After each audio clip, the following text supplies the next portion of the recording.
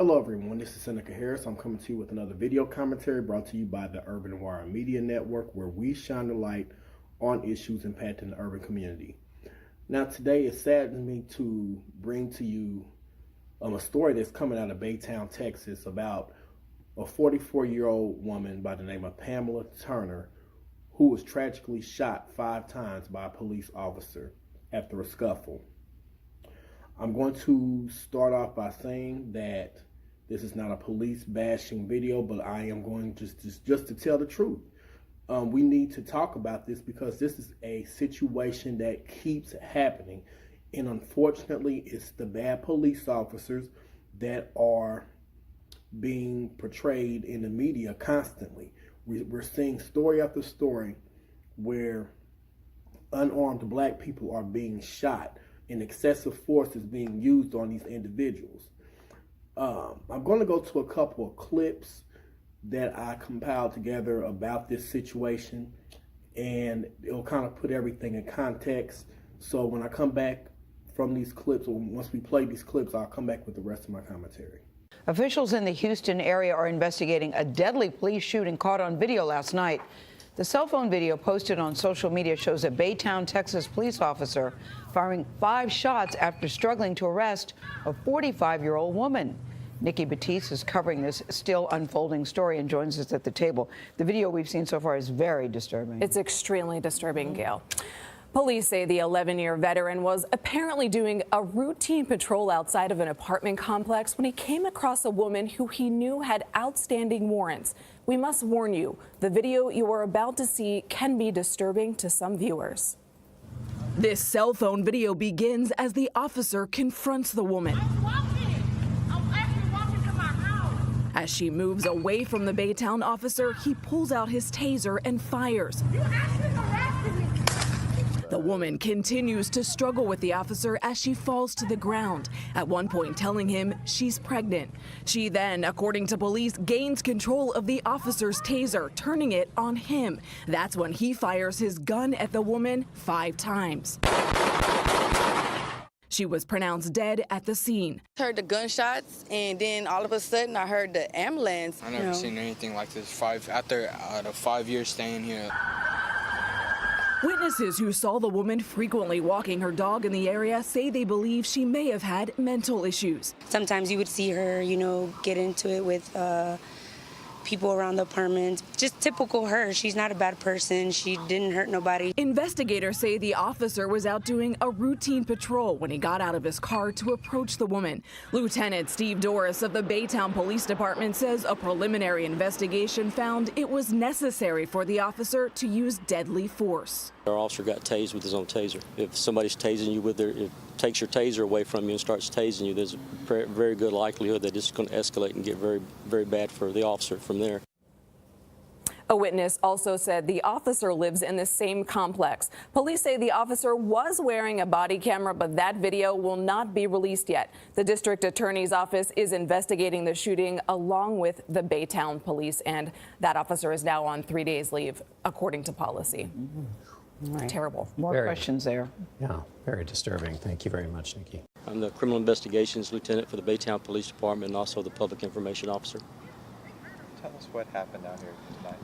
About 10:40 this evening, one of our patrol officers was patrolling the area of the apartment complex behind us, came across a 45-year-old female who he knows from prior dealings, knows that the female had some warrants. The officer contacted the female, attempted to effect an arrest.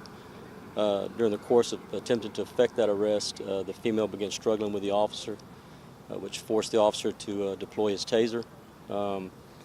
That deployment was not effective. The female was able to get the officer's taser away from him and actually tase the officer, which forced the officer to draw his duty weapon and fire multiple rounds at the suspect, who was struck at least 1 time and was pronounced deceased here at the scene. We're still very early on in our investigation. I don't have a lot of details other than that, other than to say that the officer is an 11-year veteran with the Baytown Police Department. As far as I know, this is the first shooting that he's been involved in. So as you can imagine, we'll be out here for some time tonight trying to reconstruct the events that took place to try to get all the questions answered that we need to. are you releasing his name at this time? Not at this moment, we're not. Like I say, we're still very early on in the investigation, out of respect for the officer and his family. We're not releasing his name, and likewise for the family of the deceased, we're not releasing her name just yet. We want to make sure that all the appropriate family members and people are notified before we do that, just out of respect for them. Do we know where she was shot? No, sir, I do. Those things I just don't know yet. Like I said earlier, we're very early on in the investigation. Some of those details we won't know until after the ME gets here and we can actually move the body and just try to start making those determinations. Was the officer injured or transported? The only injury that, as far as I know, that he sustained was from the taser itself. The extent of that I don't know. Keep in mind those tasers are about 50,000 volts, so that they don't feel good. So was he taken to the hospital, can you say?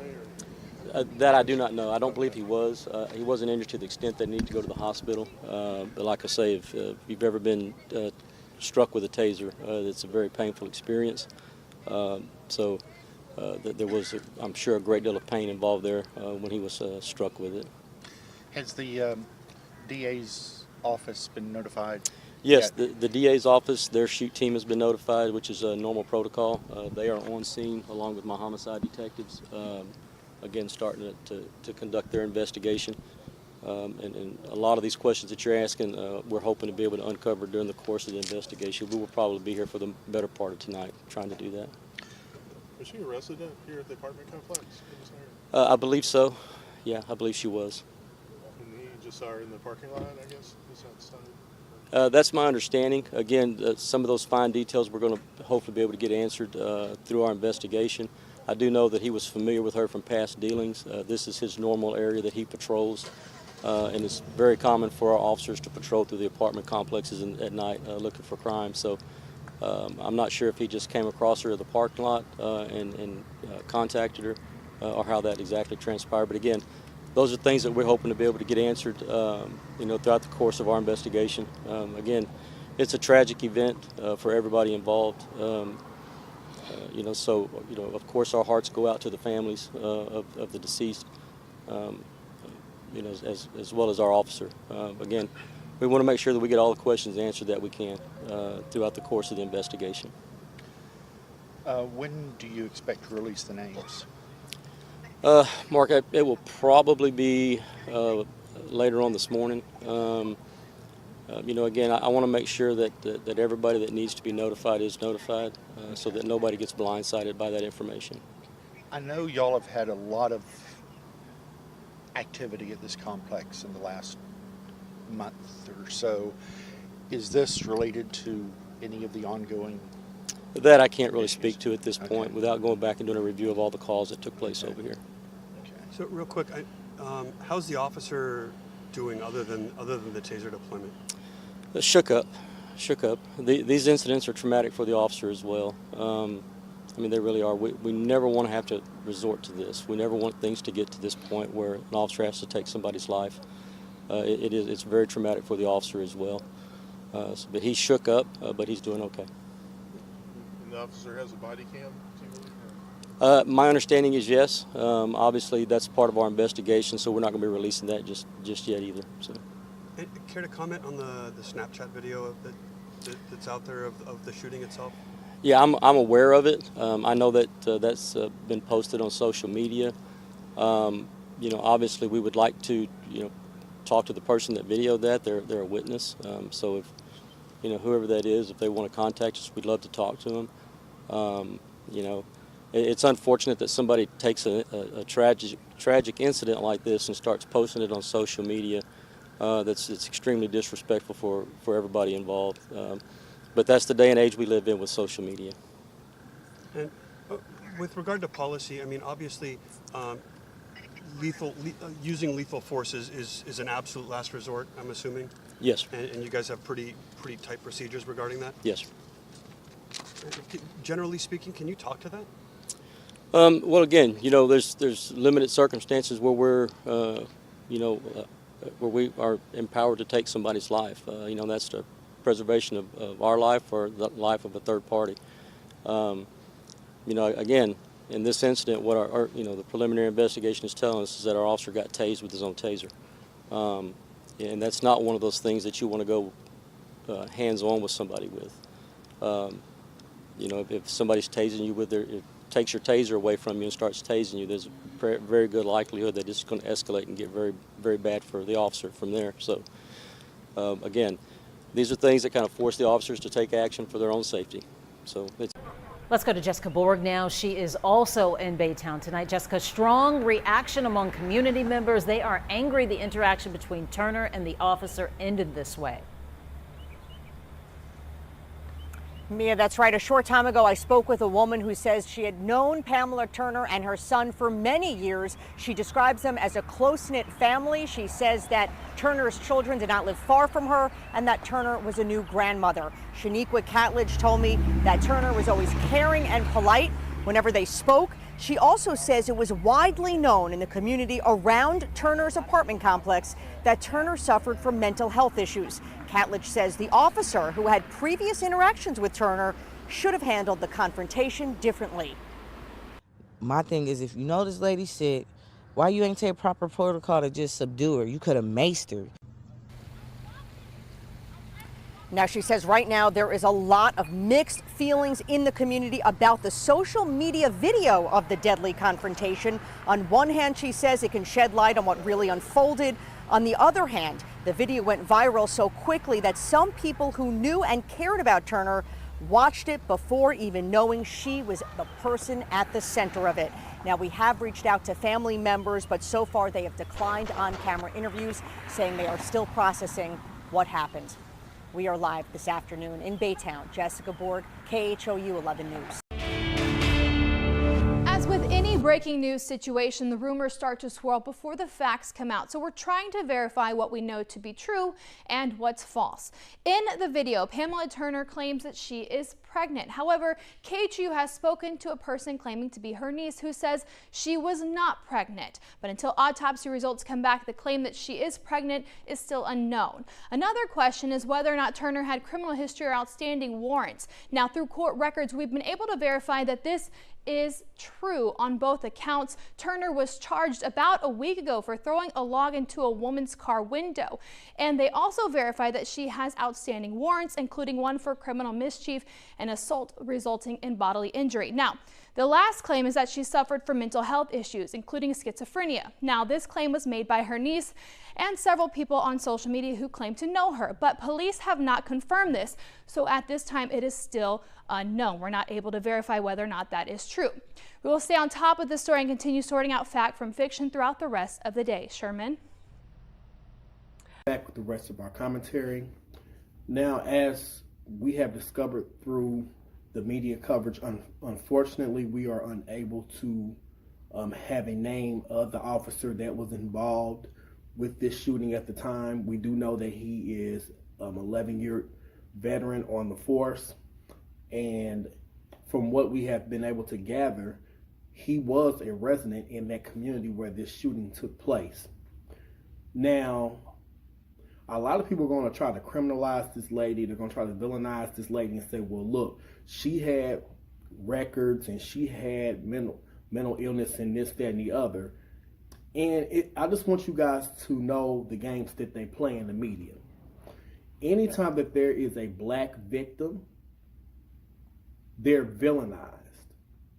But a white perpetrator can go and kill up schools, and they can do all manner of evil. They can do just unspeakable things, and they are always portrayed in a positive light.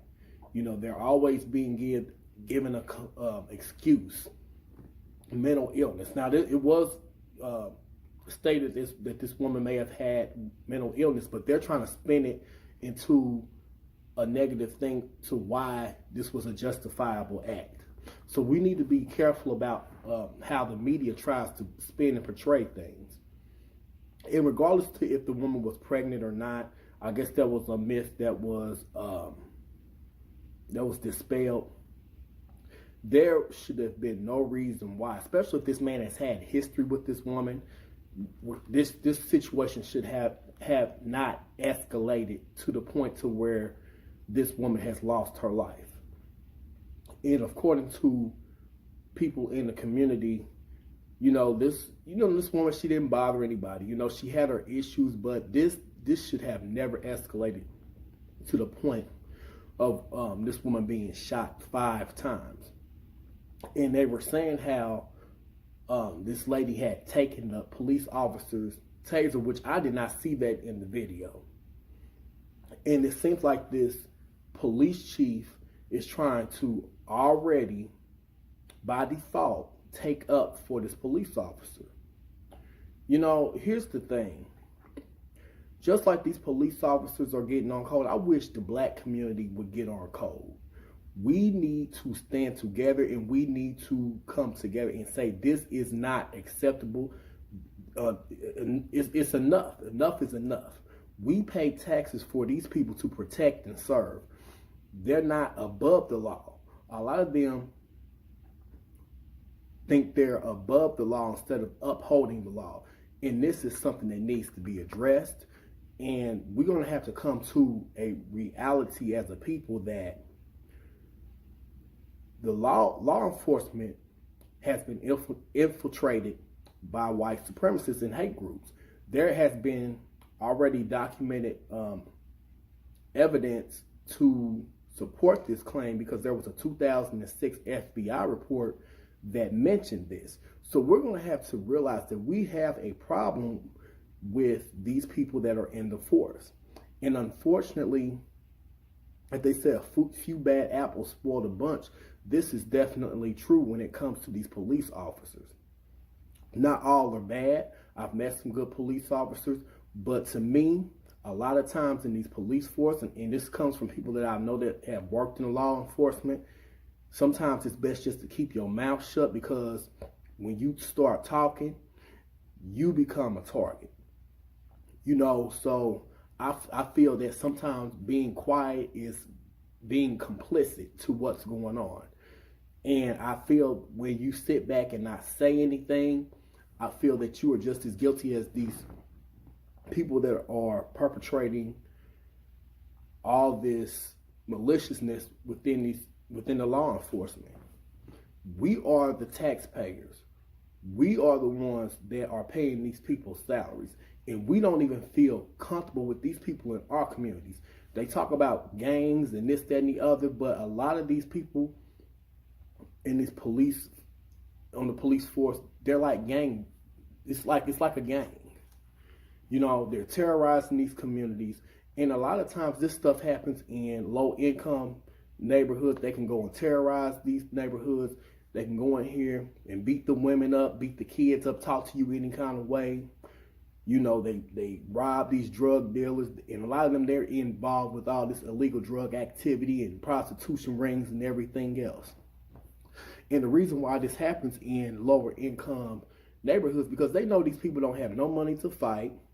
They know these people are looked down on in society, and they're going to take the side of the police officer by default, whether they're right or wrong.